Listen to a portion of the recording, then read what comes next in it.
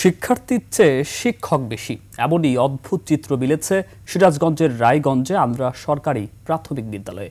সকালে ৫ জন শিক্ষার্থী থাকলেও দুপুরে ক্লাসে পাওয়া যায় মাত্র ২ জনকে। প্রতিষ্ঠানে রয়েছেন ৩ জন শিক্ষক ও ১ জন দপ্তরি সহ মোট ৪ জন। এই অবস্থায় স্কুল পরিচালনায় সরকারি অর্থ অপচয় রোধে কার্যকরী পদক্ষেপ নেয়ার দাবি স্থানীয়দের। সিরাজগঞ্জ প্রতিনিধি স্বপন মির্জার তথ্য ও চিত্রে মনোয়ার হুসাইনের desk report. Lily beauty soap, যার অ্যান্টি এজিং গুণ তারুণ্য ধরে রেখে ত্বকে করে উজ্জ্বল, তারুণ্যময় উজ্জ্বল ত্বকের জন্য। রিমার্ক। রায়গঞ্জের কৃষি প্রধান আন্দ্রা গ্রামের স্থানীয়দের উদ্যোগে ১৯৩৫ সালে প্রতিষ্ঠিত হয় আন্দ্রা সরকারি প্রাথমিক বিদ্যালয়। বর্তমান বিদ্যালয়টির কার্যক্রম চলছে ৩টি ভবন নিয়ে, যেখানে রয়েছে অফিস সহ ৮টি ক্লাসরুম। এতগুলো ক্লাসরুমে শিক্ষার্থী পরিপূর্ণ থাকার কথা থাকলেও একটি ছাড়া সবগুলোই থাকে ফাঁকা।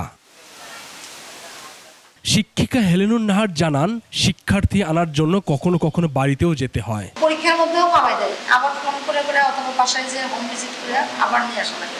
অভিভাবকদের অনীহা এবং আশেপাশের কিন্ডারগার্টেন ও মাদ্রাসার কারণে বিদ্যালয়ের শিক্ষার্থীর সংখ্যা কম বলে জানান শিক্ষকরা। ইদানিং তাদের বাড়ির পাশাপাশি সব মাদ্রাসা, কেজি স্কুল এগুলা হওয়াতে ওরা দূরে আসতে চাচ্ছে না।